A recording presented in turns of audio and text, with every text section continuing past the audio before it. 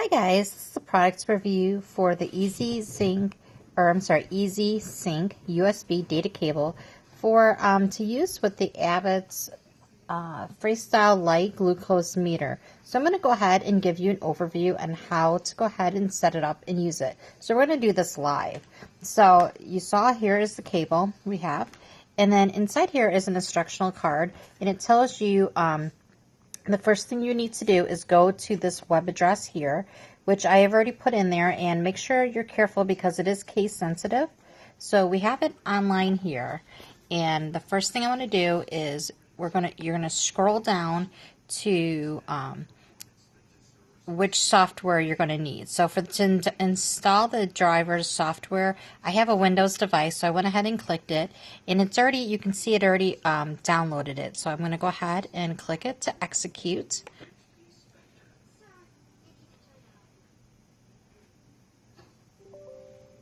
I'm going to receive a screen that says, do you want to allow this app to make changes? I'm going to click yes, because we do want it to go ahead and install. And the options are extract and cancel. Let's hit extract. Looks like it's fairly fast. It's saying welcome to the device wizard. I'm going to go ahead and click next. I'm going to agree to the agreement. It's a standard license user agreement. Hit next. The driver is now installing, and it's telling me that it was installed, and I can now connect it, the device to the machine. So I'm going to go ahead and click finish. And so now we're going to go down to the second part, which is the installed diabetes management software. There is a URL here as well. It is case sensitive, but we're going to go ahead and download it directly. I'm just going to go ahead and download it from the Freestyle website, which they have hyperlinked here. So there we go. So the Freestyle website is now coming up, and this is for their Copilot software. So my internet's a little bit slower today. And okay, so here is the different devices at the top, and if you scroll down, we should find an install. Let's go to the products manual. Oh, right here. Windows download. So I'm going to go ahead and click Windows download.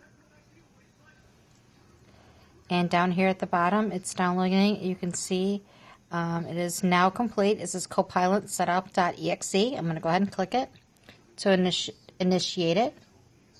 It's installing. It's extracting the software from the archive, because it always goes to a temp folder when you extract it. So it's almost done. It's asking me if it's okay if the publisher makes changes to the PC. I'm going to hit yes. It's asking what version, English or Spanish. I'm going to hit English.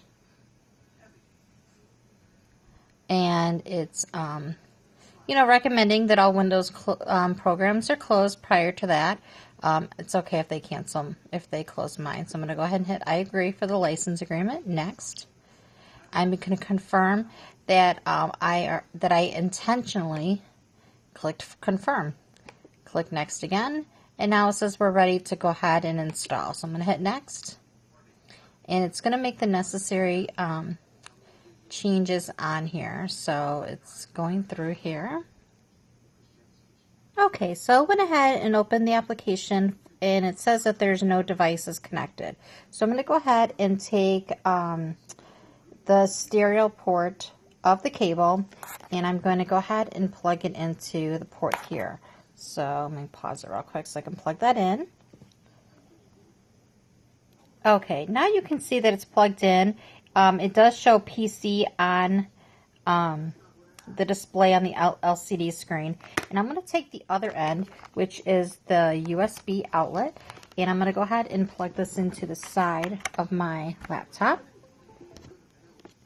And let's see if it finds it. So we're going to go ahead and give it a second. I'm going to see if it connect the meter. Might need a moment to connect. Oh, looks like it's installing the device hardware. So great, because we already installed it. So it just had to reach out and find it.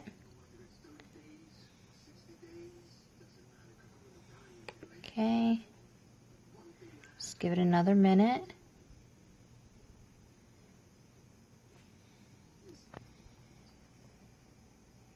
Okay, so it went ahead and opened up. Now I have an initial user setup screen, and it's really hard to read this. I don't know if it's because of the version of Windows I'm running, but it's asking for the first name, last name, email, user ID, password, and to confirm the password. And then over here, you're going to click OK. So I'm going to go ahead and fill this in, and then we'll proceed to the next step. Okay, again, it looks like the screen is really difficult to read. You really have to try to zoom in. So I might have to contact Abbott's technical folks to get a better reading. But this icon here, it says user list, which I already have myself as a selected user. And if you have multiple people, you could add other user profiles. I'm going to go ahead and click read device. And we're going to see what kind of data that we get. It says the device is not ready, so I'm going to click OK. And that's because I unplugged it again. I'm going to plug that back in. And we'll see if we can go back to the beginning. Back to the home. Click read device. Shows the status. It says no data to display. Okay, it's asking me, it found the device. It's asking to add a new user, assign this to myself, which I'm going to, because I already put in my user profile. I'm going to click OK. Now it's telling me that so far I've done 14 glucose reads on this meter, which is correct.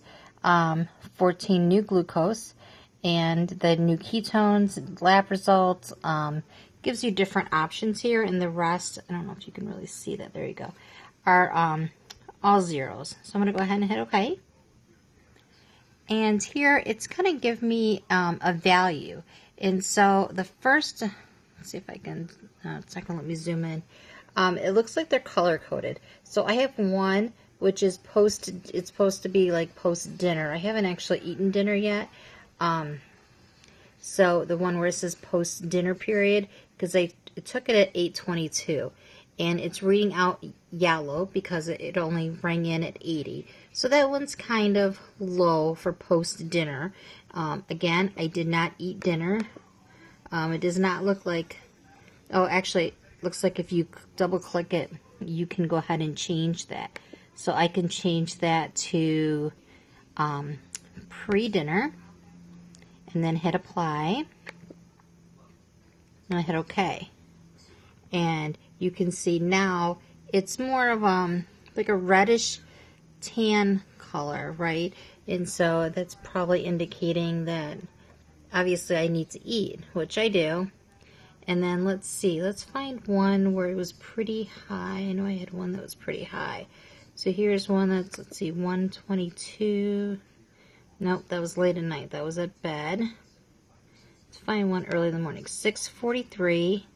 It was at 100, and that was pre-breakfast. So let's see if there's a fasting option.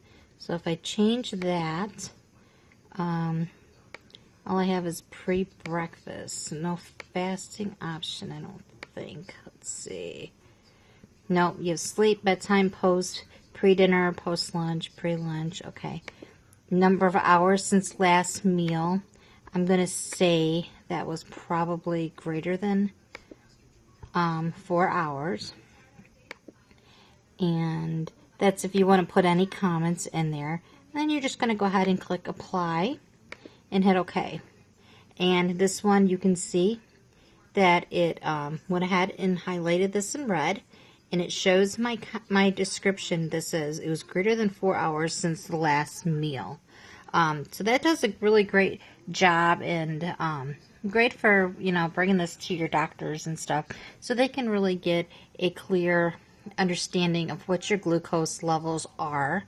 There's other options here, like you can change your report configuration, and there's various options that you can show. So you can put in your carbohydrates if you're exercising. So there, again, this shows a lot of different results. So this is just a quick overview on the program, but you saw the setup was really easy on the cord, you know, and it worked really well. So there's, like I said, plenty of options. You can manually enter data. Perhaps you use a different device and you just want to make sure you go ahead and add it. And to, reset the data from a device, you can go ahead and click that. It gives you other options, different reports that you can run. Daily list, model a day, find what your average is.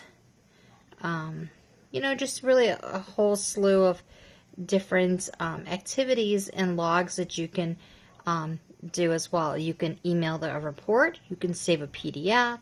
So just a great many settings. So this cord really works really well. It was really easy to use and set up.